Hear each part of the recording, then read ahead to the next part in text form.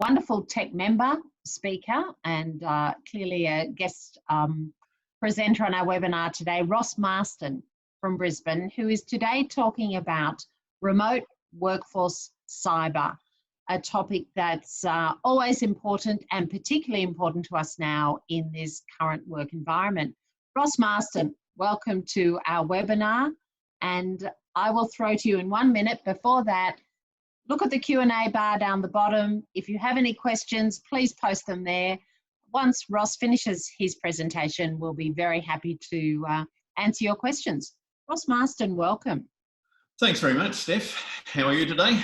Good, very well, very well. Yes, nicely socially distanced at home there, I see. Yeah, exactly. Look, we'll launch straight in if that's okay, Stephanie. We've got a few things to just cover off that will just help people hopefully with the current environment and just getting their cybers a bit tweaked and tuned up with this new world we find ourselves in. So, beautiful, Ross. All yours. The floor's yours. Sounds good. Look, in a perfect world, every business would already have an information security management system in place that dealt with, if not all, then most eventualities. And in this utopia, if something bizarre like a global pandemic or, something ridiculous like that occurred, they'd simply enact the business continuity plan that was, part of this. And they'd also have existing policies and procedures in place to deal with their remote workforce. Whether that's 2 people or 20,000 people, it doesn't really matter. Now, so it happens we don't live in this utopian world, comes as a shock to everyone I know, and we're thrust into this current situation with the option of either sink or swim. At first we had to move everyone home in a heck of a hurry, and this created a minefield of security holes in most small to medium businesses, and even in some very large ones, to be honest.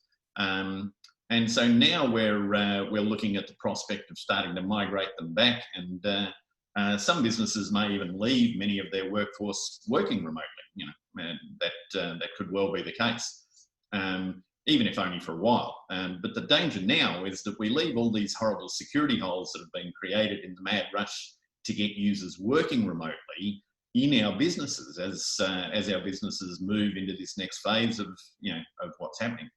So if you tuned in today, you've undoubtedly opted to swim, which is great. That's the best option by far. So let's delve into what needs to be done and what you can do. So first and foremost, we want people to we want the business leaders to lead the charge. And we've got Mel Gibson there in all his glory, leading his band. But it's the business leaders that have to lead the charge. No one else can or will. And the IT department certainly can't lead the business in these sorts of things. It's also not their job to. So, cyber is not an IT issue. It's a business risk, as we always keep saying. So it can only be mitigated by the business leaders. So we always tell people the answer is in the boardroom. It's not in the server room. That being said, we face some unique challenges currently, and they're different to the normal. A year ago, anyone allowing work from home or remote workforce already had considered all the implications, and they had structured policies and procedures about what remote workers could do and what they couldn't. And the purpose of these was to mitigate the risks associated with the remote workforce. Then come March this year, many businesses had to send all their office staff home with no plan and often no understanding of the risks associated with that. So the best thing, if you're a business, is that you have a proper cybersecurity framework or an information security management system. But for many, that's out of reach for the time being. So here's a top 10 most important issues to mitigate some of the attacks that a work from home world might look like. So first off, scams have just gone through the roof. So I won't spend too long on the scams because everyone knows that they're out there, but I just want to consider a couple of statistics that have recently come out. So since the start of this year, the average ransomware payment, so that's someone paying a ransom to get their data back after it's all been stolen, for want of a better description, has increased by 200%. So that average for businesses is now $112,789 per incident for businesses. That's a 1,000% increase from 12 months ago. So criminals have discovered that using ransomware, they're having a real purple patch with businesses since they've discovered that businesses will pay an awful lot more money to get their data back. The actual ransom is also only estimated to be about 10% of the cost of a ransomware event. So please remember that paying a ransom is a last resort, not a first option. We don't want you to ever end up there. We want you to do all the things to protect yourself beforehand. And I just wanted to show you one that we received, or I received on my phone probably about 2 weeks ago when the COVID Safe app first started getting a lot of news, and it said that the COVID Safe app, which at that point I hadn't downloaded, has detected that my phone is a distance of greater than 50 kilometres from my home address. From your home address. Bit of poor English in there, just to make it better. Please register my travel immediately by going to some fictitious link that's in the scam. So, as always, don't click on anything that you're at all suspect about. In a perfect world, again, you'd have software in place to protect your systems from these sorts of links, but as a general rule, if you're at all in doubt, don't click on it. It's always fraught with disaster. So the number two one, which is an age-old one that we go through all the time, is password hygiene. And password hygiene is important at any time. At the moment, it's more important than ever. So scams are designed like the old three-card Monty trick, or the three-card trick. They distract you over here while they rob you over there.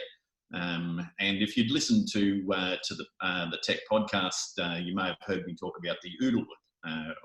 And the OODA loop is observe, orient, decide, then act. And the aim of that is, to get you to stop and consider what's going on. So the aim of all the scams is to take you directly from observe straight into act. They want you to bypass the orient and decide what to actually do stage. And they do that by things like that previous slide. Oh, COVID Safe app is telling me that I've got to do something. I better go and do it. So be extra cautious. And the reason that all this comes into the password side of things is most of these scams are designed at stealing your credentials. So most of the scams that are around at the moment want to either steal your credentials or put something malicious on your computer. But stealing credentials is really, really popular at the moment. And the reason that they want to steal your credentials is so that they can get into your systems and do more damage. That's the whole benefit of stealing the credentials. So password hygiene is a great defense against these sorts of scams. So I hate using dot points. Very sorry everyone for using dot points. It won't happen again, trust me. But we will on this occasion. So never reuse passwords. One password for each site. If you use multiple in the same sites, you're just asking for that. Doesn't matter how good that password is. Once it gets compromised, it's known at all sites, and there's software around that allows people to just test those passwords at all sorts of sites. And so if you're reusing a password, it's going to end in misery at some point. So always use multi-factor authentication. So sorry about the acronyms too. I'm using dot points and acronyms. That's a bad thing. Multi-factor multi-factor authentication is you get maybe a text to your phone, or you use an authenticator app on your phone as a second form of identification. Anywhere that's available, please use it. Passwords should be longer than 14 characters. Everyone just groaned when they heard that, but passwords need to be longer than 14 characters to be regarded as a secure password. Also, don't try and remember them. If it's a password that you can remember, it's not a very good password probably. So don't try and remember them. Use a password manager. They're great. There's a bunch of very good ones on the market. There's Dashlane, LastPass, 1Password. There's all sorts of great ones. Do a bit of research, find the one that you like, and use Password Manager. In many, many cases, they're free, and they do a fantastic job of protecting your passwords, and then you don't have to remember any. So if you really do have to remember any, string 3 or 4 disparate words together. So example I've used there is frog minus banter equals cassette. Means nothing to anyone. Very unlikely that anyone's going to guess it. And it's a good secure password, that's, and it's also memorable, make it something that's a bit funny that you'll remember. And you use that for things like your password manager or to log into your computer. But remember, don't use the same one twice. So good password hygiene, very, very important.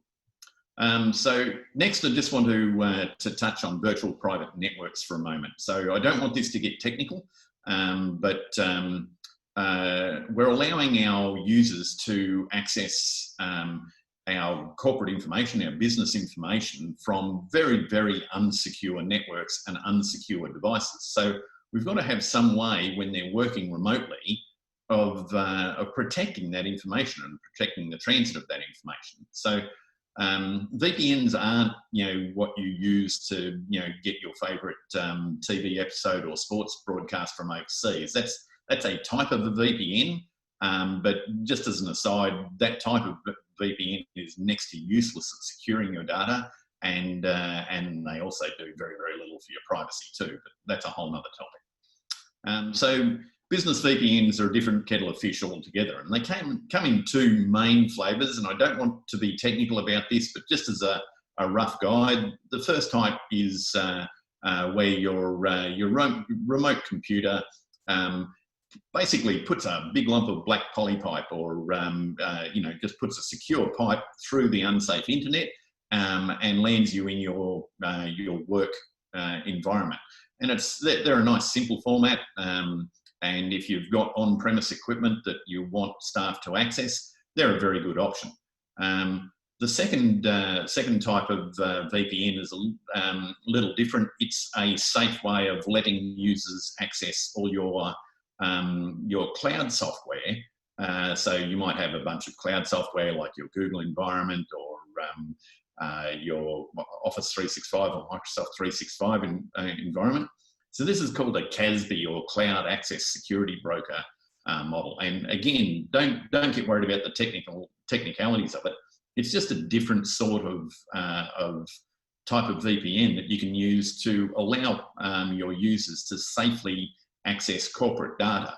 So we won't go into the technicalities of how they all work, but just be aware that that you do need to protect how users access your data. And there's a couple of choices on how you can go about that. So we might have time to field some questions on that later, or by all means ask your IT provider or someone of that nature. But the important things is that users are accessing your data over secured networks and secured in a secured fashion. So things like TeamViewer and Log Me In and Chromecast and Chrome Share and things like that, they're not safe platforms for people to access work devices. They're not VPNs, they're not secured, they're very easy to break. You just need to give thought to how your users are accessing their data. So look, we'll move on to number 4, patching everything. So, all software has bugs in it, particularly operating systems like Windows or Mac OS or Linux. They all have bugs in them all the time. New bugs are being found all the time. That's why you need to patch very regularly. And users that are accessing home computers or laptops that you might have sent them home with, or even if they're accessing what they call VDIs, virtual desktop interfaces, up in the cloud, they've all got to be patched, and they've all got to be patched against these vulnerabilities that are continually found. So frequent patching closes the holes that the manufacturers and the bad guys know about. And that's why it's called patching. It closes over the holes. So if your remote workers are accessing work resources, both the devices that they're accessing from and the devices that they are accessing need to be kept up to date and patched, as do their browsers and, particularly Adobe products, things like that. They seem to have a new hole on about an hourly basis. So just, make sure someone is keeping all those patched and up to date. Again, this should be part of an overall security management policy, but if there is none, make sure everything's getting patched. Number 5 is a bit of a contentious one, evil USB drives. So many people, sort of go, well, USB drives, how dangerous can they really be? And for remote workers, they can actually cause quite a bit of harm to your business. So many people are using USB drives to transport information to and from a work environment, or they might have gone into work and downloaded a heap of information onto a USB drive, and then they've taken that home and they're using that at home. So the big problem with this is the data stays on that USB drive until it's destroyed properly. So that means that data lives on for a long time, and I can guarantee you that the USB drive probably isn't labelled, and it's probably unsecured. So that means that you've got a big heap of your corporate data that's just laying around that might end up being tossed out or something one day. So they've got that problem, and they've also got problems where it's very easy to install viruses or malicious software on USB drives. And there's a bit of software around now that within 2 seconds of a USB drive being plugged in to a computer, the remote, the person that's controlling the software has full remote control of your computer. So USB drives, if you can avoid using them at all, that's the best. That's the best bet by far. The other issue is lost or stolen drives. There was a very interesting case recently of, well, not recently, a couple of years back. A consultant to the Australian Defence Force had some very, very critical information stored on a USB drive that he was carrying overseas, and he lost it. He left it on a bus, he thinks. So USB drives are famously rather dangerous. The difference between a human virus and the viruses that live on USB drives is that USB drive viruses don't die off over a period of time. They stay there forever. So if you really must use them, then make sure you encrypt the data on them and destroy the data properly once it's been transferred. Again, you really should have a policy around this, but if you don't, lead from the front, tell people what acceptable use of USB drives is for company data. So moving right along, disaster recovery planning. I know that might sound a little odd in the current environment, but business is tough at the moment, and for some it's very tough. Bushfires, COVID, economic uncertainty, trade wars. List is long. So business is tough enough. Please don't add we lost all our data to the list of challenges that your business faces. We had a business call us the other day to say not only were they struggling in the current environment, but a user had inadvertently downloaded some malicious software and they'd lost everything to a ransomware attack. And they asked if we could get them back up and running from the backups. And yeah, sure, we said, no worries. Quick look then revealed the manual backup system that they had in place hadn't been working properly for a couple of years. So the data that was on their backups was a few years old, which their business had moved massively since then. So they were faced with either lose everything or pay the ransom to the criminals in the hope that they may get something back.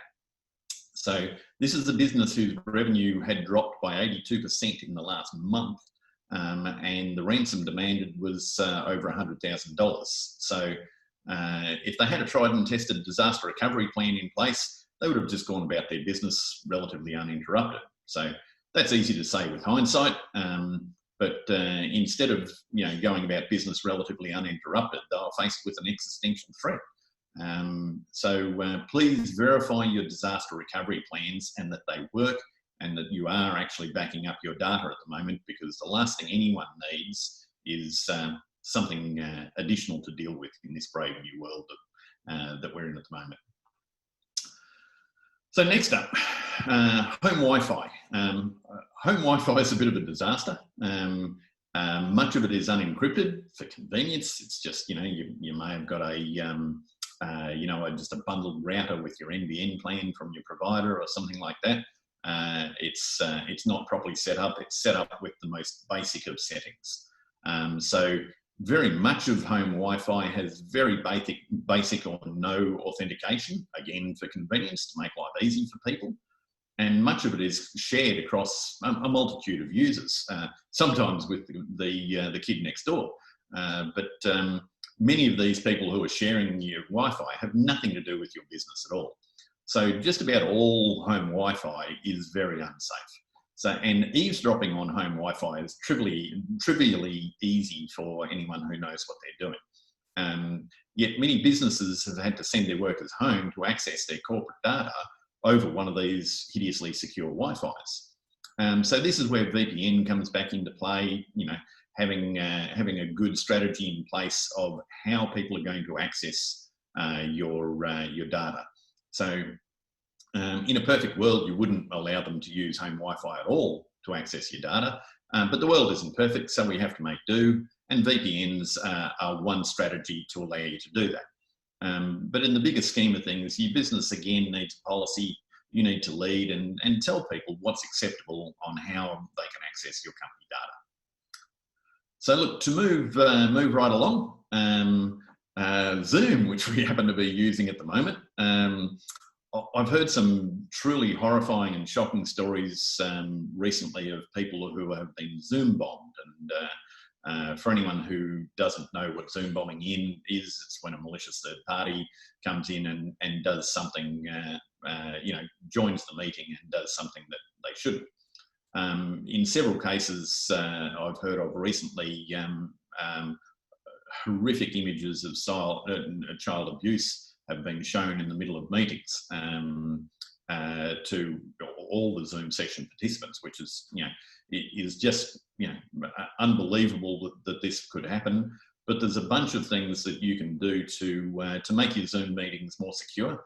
I've spoken to TEC about quite a few of these. They've done an awful lot towards putting these in place. I've also shared some PDFs with them, so I'm sure that if you ask the TEC team, they'd be happy to share those settings on with you. But it's important to remember that you can't just use Zoom straight out of the box. You need to put some other settings in so that it's clear for what they're you mitigate the effects of what a Zoom bomber can actually do if they do get access to your meeting. That info is also available on our website if you need it. So, locking the devices for users. Now, this sounds like a very trivial one, but it's very important.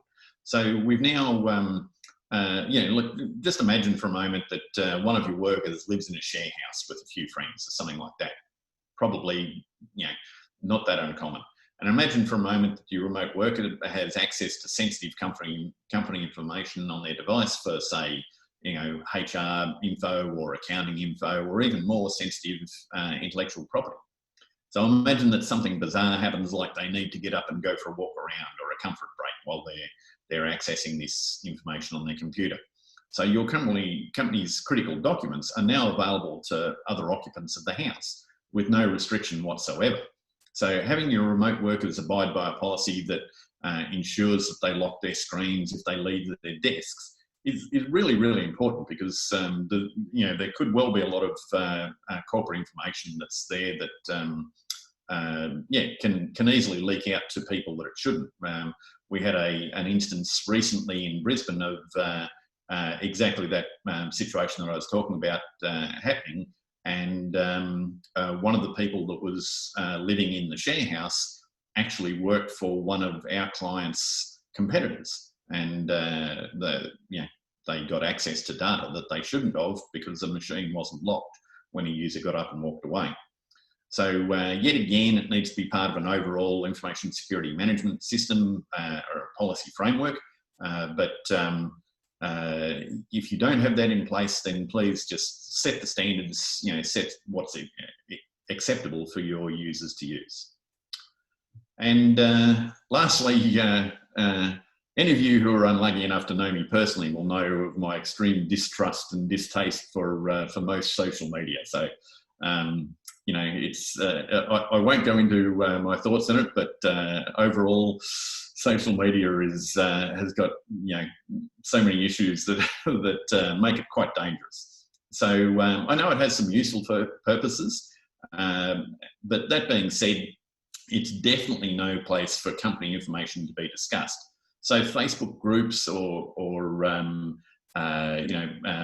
Instagram groups or anything are not a logical place to have business or internal company information discussed. So there's a lot of other options like Microsoft Teams or Slack, or there's a lot of very good platforms that are good at and designed to keep your information safe. Social media is definitely not one of them. So WhatsApp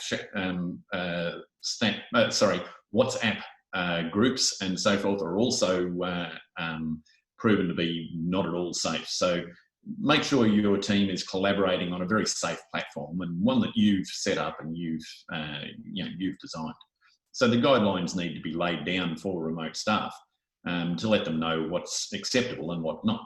And just as an aside, please don't advise your staff not to be using social media for any news. And as the saying goes, if you're getting your news from social media, you are being manipulated. So at the moment, you want your staff to be being led, and having social media as a platform to do that over is really quite dangerous. Fine to use it for communicating with your wider audience, but it's not an internal communication platform.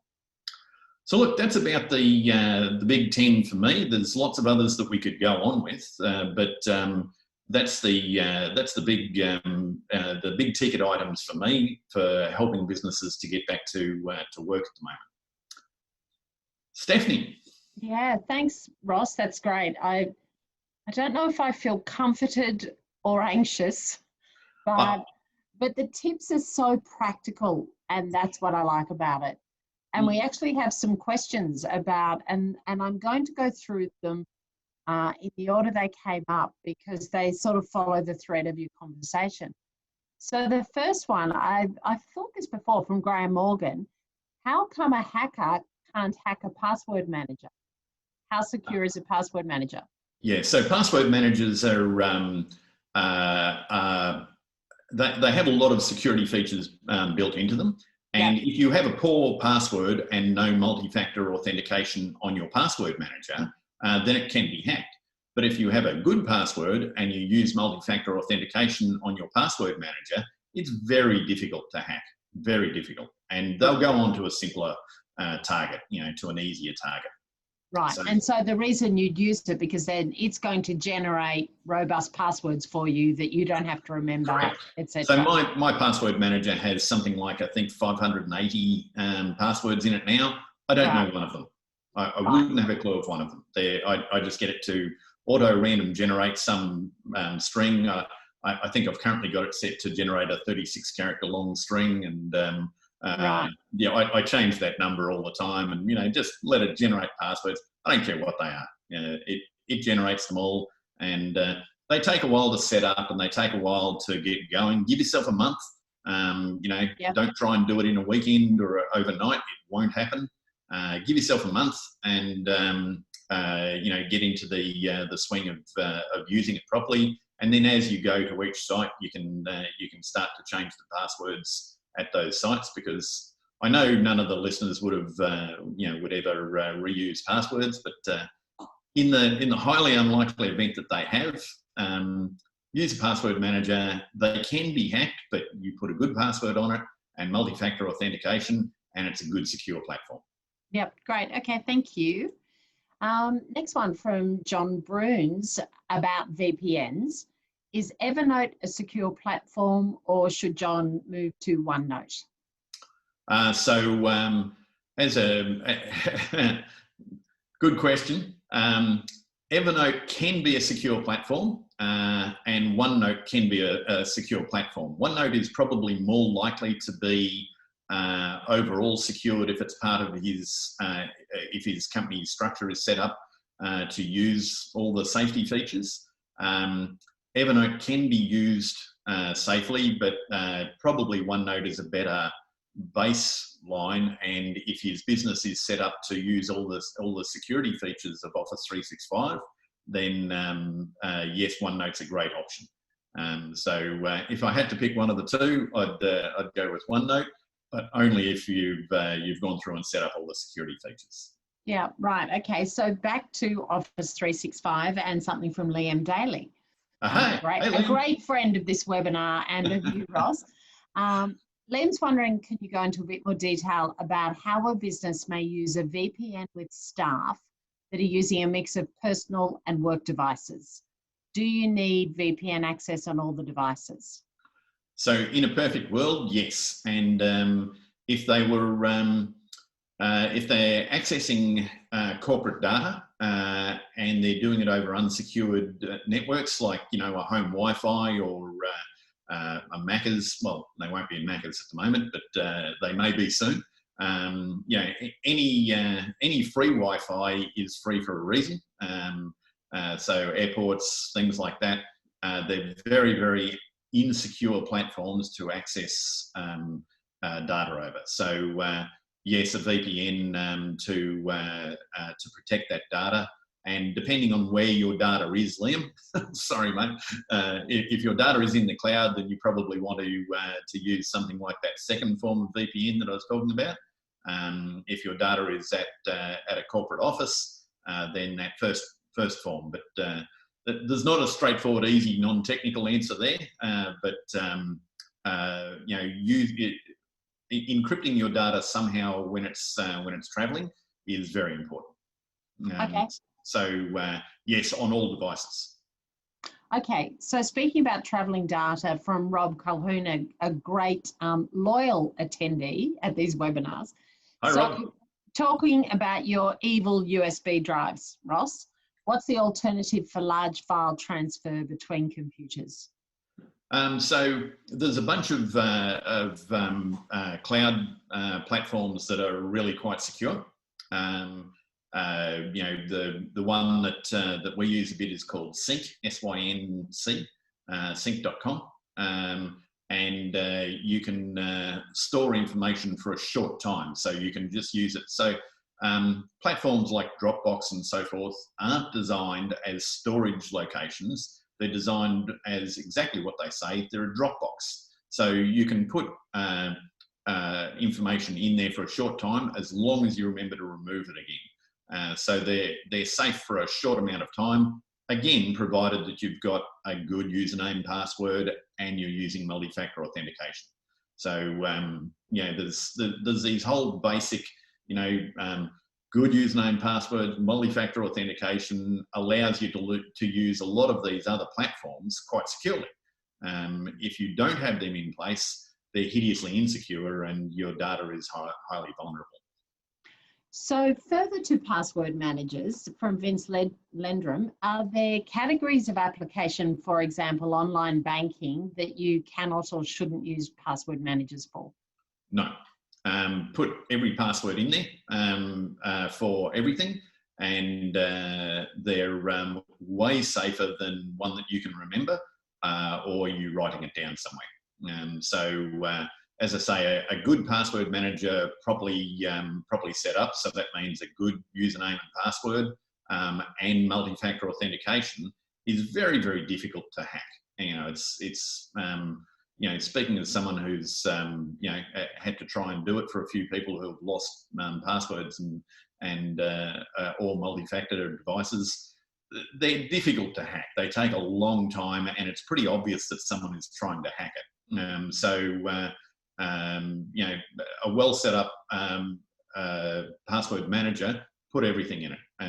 As I say, I know that sounds rather flippant, but the data is encrypted in everywhere that it's stored. It has the benefits of following you around. So I have, the password manager follows me on my computer, on my phone. It follows me everywhere, and I don't have to remember passwords. So they're not foolproof. You do have to set them up properly, but they're way better than the alternatives and way better than using anything that's got a pattern in it that is easy for you to remember. So any sort of pattern, a computer can do it a lot of. Computers are really good at patterns. That's kind of what they do. There's nothing that I leave out of my password manager, apart from the password for my password manager, which I have written down in a very cryptic manner. Wonderful. That's great. Thanks, Ross. Graham Jenkins has asked a question about one of his members, and that member uses Facebook for Business. Is there a more secure platform that you would recommend? Yes. Anything but that one. Again, sorry to sound flippant, but if they so Slack is probably the most widely known and simplest.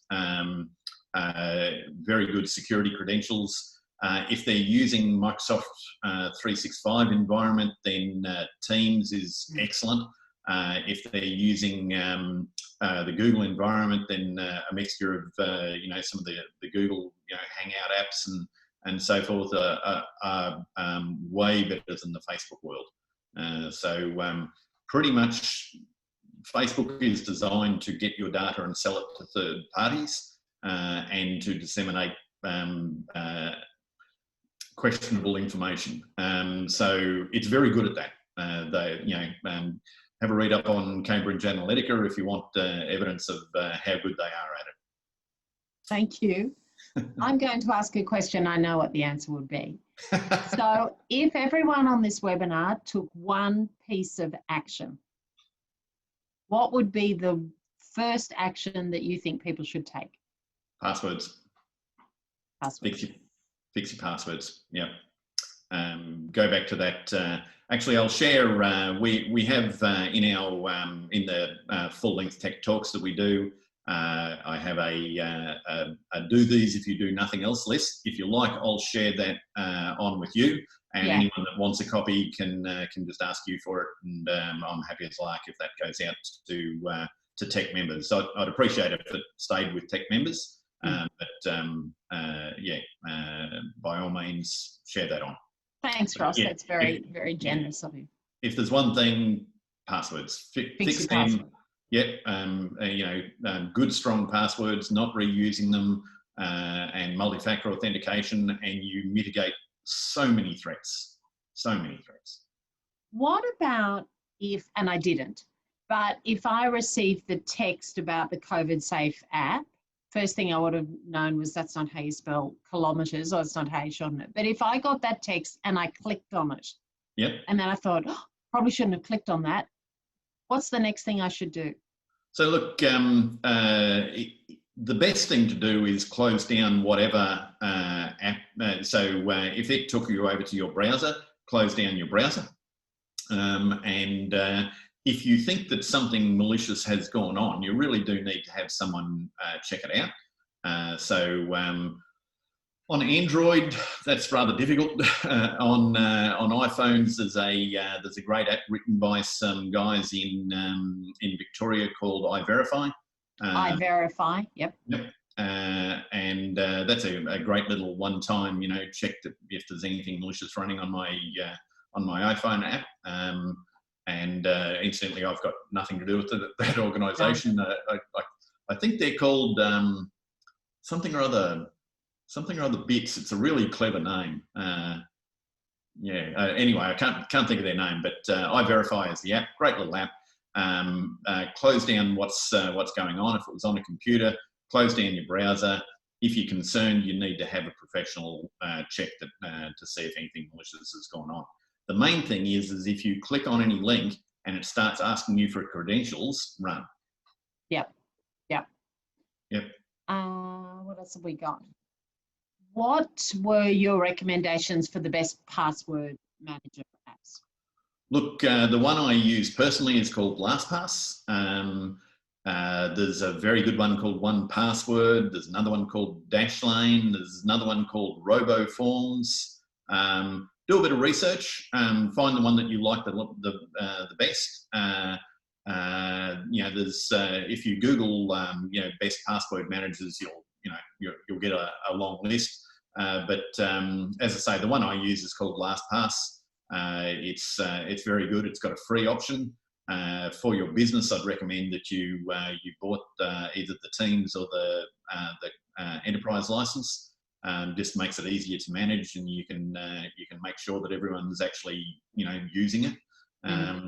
But LastPass is the one that I use. Fantastic.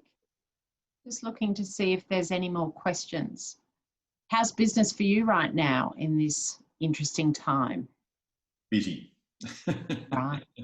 Yeah, it's created issues that I didn't really foresee. I, like most people, was caught on the hop. It didn't really affect us as far as working remotely, because we do that now. We've done that for donkey's years, so didn't really affect us from that point of view. But many of our clients have been heavily impacted, and we've had to come up with ways of supporting them. And hackers are just having a field day at the moment. As I say, we've had massive increases in their activity, this year. So unfortunately, that makes us busier. We wish it didn't, but hackers aren't. They're having a real purple patch at the moment. There's lots of unsecured networks, and lots of people, because everything changed so quickly. Everyone doesn't have time to observe and orient and figure out, hang on, does this make sense? And it's hard. We had a guy I know the other day who's very, very capable technically, click on a malicious link that looked pretty convincing, and it was it had an imperative in there of, you need to do something right now. And it's difficult at the moment for people. So as I say, I know I kind of slipped through a lot of those things rather quickly, and it may seem glibly, but they're kind of the big things at the moment. And particularly on the scams, they're just rife at the moment. It's quite absurd. And do you know a tricky thing at the moment? There's so much that you're buying online and having delivered. And so got things coming from Australia Post 2 or 3 times a week, depending on my mood. And Australia Post have had a heap of scams going out that look exactly like Australia Post messages.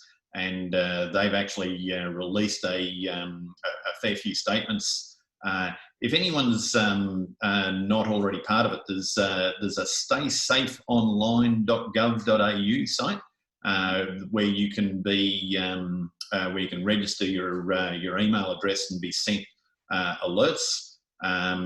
It's quite a good site, and they send out lots of alerts of that nature. So staysafeonline.gov.au, and you can get a lot of alerts of stuff that we know about that's going on at the moment. Of course, that's the tip of the iceberg, but it's a great start. If you're informed about some of it,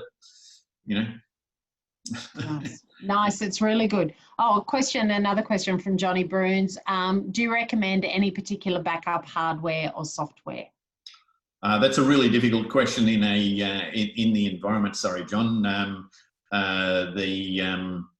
It depends entirely on what you're trying to back up and where that information is, and how you're dealing with that information. So I'd love to give a nice simple answer there, but there isn't one. If you're backing up your Microsoft 365, then there's a few good online versions. If you're backing up your hardware on at your office, how much data have you got? You know, it's not an easy question, but I'm happy to answer it offline if, John, if you wanted to reach out to TEC, I'm sure they'd be happy to share my email address. Happy to discuss it, you know, over email or something like that. Do a deal with him, John. Ross, John's a chair in WA. Say you'll help him out if he has you speak at one of his groups. That sounds awesome, John. There's the deal. Stephanie's just broken it. Be happy to come over and talk to your group. You'll be virtual. There's no going over anywhere right now. Be happy to virtually come over. And you've just got yourself a speaker booking. John said that the deal is done. So that's nice. Let me just have a look if there's one more. I think that's it. Okay. Ross. Awesome. Practical, easy. Here's the steps you take.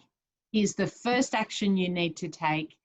I think that was wonderful. It was very straightforward, timely. You are a great tech member and a great member of our community. And thanks, Steph. you. Thanks for your time. That. Thanks a million.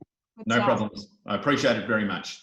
Good. So as usual, everyone will send out the slides and the recording of this webinar. In for a treat next week, we have Sven Hansen on resilience, awesome. Greatly regarded and rare tech speakers. So urge you all to join us next week. Have a great weekend, everyone. Thank you. Thanks. Bye. Bye.